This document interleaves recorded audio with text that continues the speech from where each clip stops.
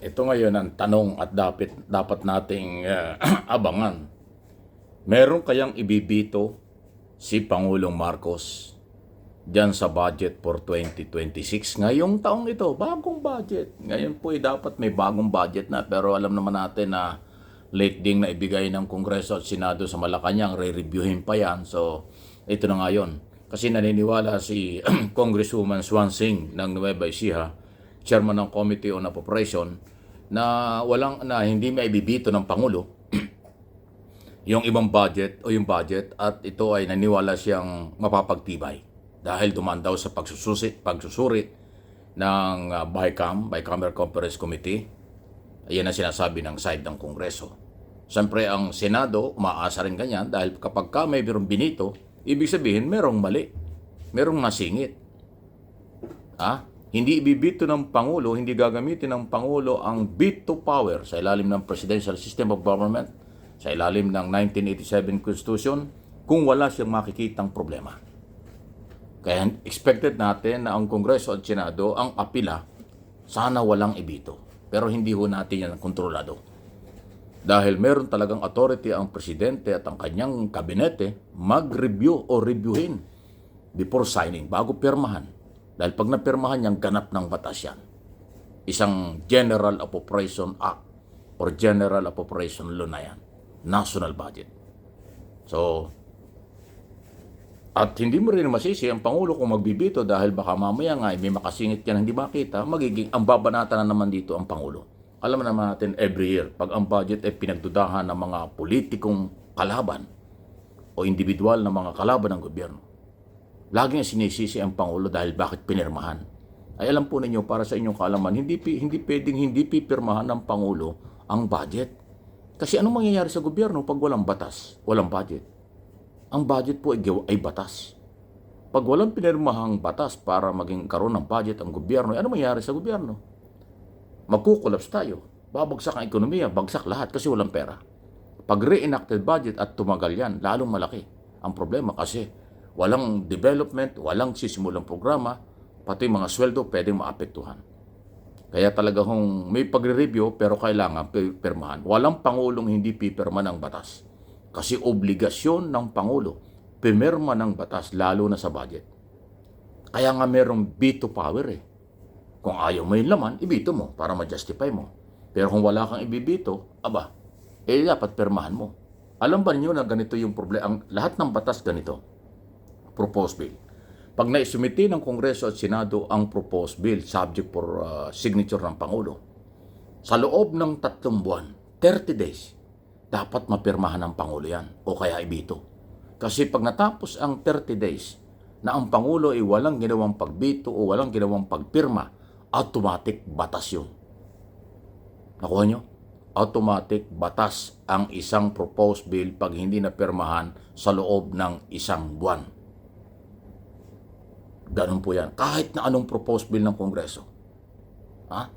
Kaya doon sa loob ng natitirang panahon na ibigay sa Pangulo for review at ang isang proposed bill, nandyan ang kanyang authority. Pirmahan or ibito yung ilang provision o i-delay niya. Pero bago matapos ang 30 days, dapat meron siyang gawin. Dahil kung hindi, sa ayaw at sa gusto natin, magiging automatic na batas yun. Ganun pong kasailang yan. Ganyang katindihan. Baka hindi nyo alam.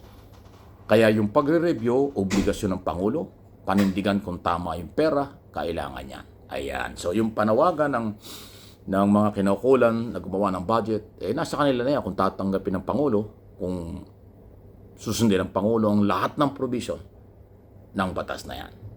Proposed bill, magiging batas. Okay? Yan po, for your information, for education, ang ating topic dito sa aking mga channel. Mike Abe Opinions, yung kabila, at ito po yung MA Pinoy TV. Di ba?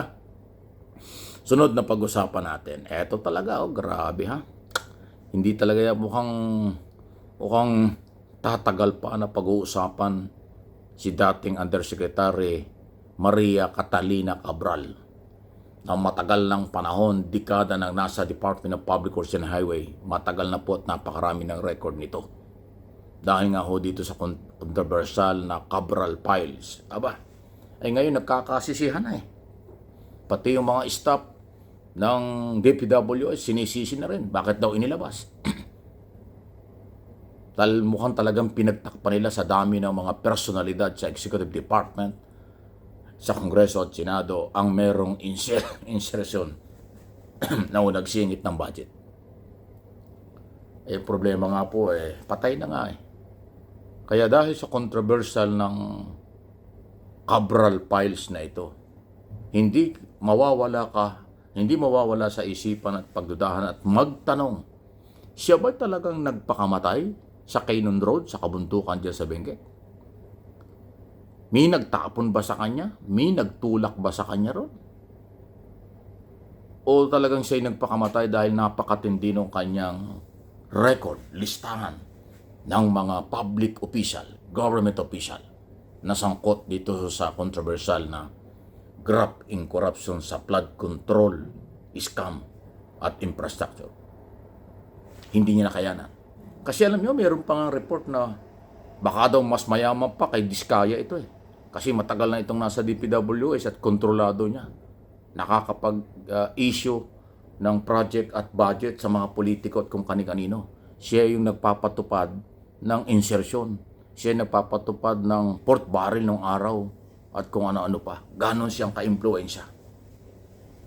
Kaya nga ang tanong babalik at babalik. Ito ba'y nagpakamatay or pinatay? Sa magitan ng pagkakahulog dun sa bangin. Dahil base ho dun sa record na pinalabas at lumabas na galing sa ombudsman, merong record ang mga senador, may record ang ICI, may record si Libiste, may record si Magalong. Abay, magkakaiba man yung lumalabas, pero puro installment Hindi ho yung kabuuan ng record. Kaya nga ang aking challenge bilang Pilipino, abay ilabas lahat ito. Kahit sino pa yan ang tamaan. Dahil wala na po yung magpapatunay dahil namatay na. Ang pagbabasihan nila ang record na galing sa kanyang opisina. Kung sino ang gumawa ng record na ito, kung totoo ito o hindi, yan pa yung isang pagdidibatihan. Paano patutunayang lehitimo yung Cabral files na ito? Ngayong magkakaiba yung resulta. Wow! So talagang hindi dapat tapusin ang investigasyon. Dapat mas palawakin pa, para pahabain pa, at himay-himayin ang lahat. Yan. Di ba? Talaga naman, bagong-bagong taon, muli. Doon sa mga hindi pa natin naririnig, baka hindi pa natin nababati, Happy New Year. Isang maligayang Pasko, bagong taon, manigong bagong taon sa ating lahat. Kapayapaan pa rin.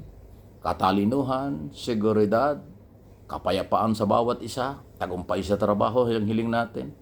Muli maraming salamat sa ating mga followers, subscribers at viewers sa buong mundo. Kayo ang bida rito, sa inyo ito. Ako lang po ang nagiging tulay ng ganitong klase mga impormasyon base sa aking mga pagsusuri, pag-aaral, opinyon na meron pong pinanghuhugutan, opinyon na merong pinanggagalingan ng totoong opinyon at balita. Please like and share ang ating video.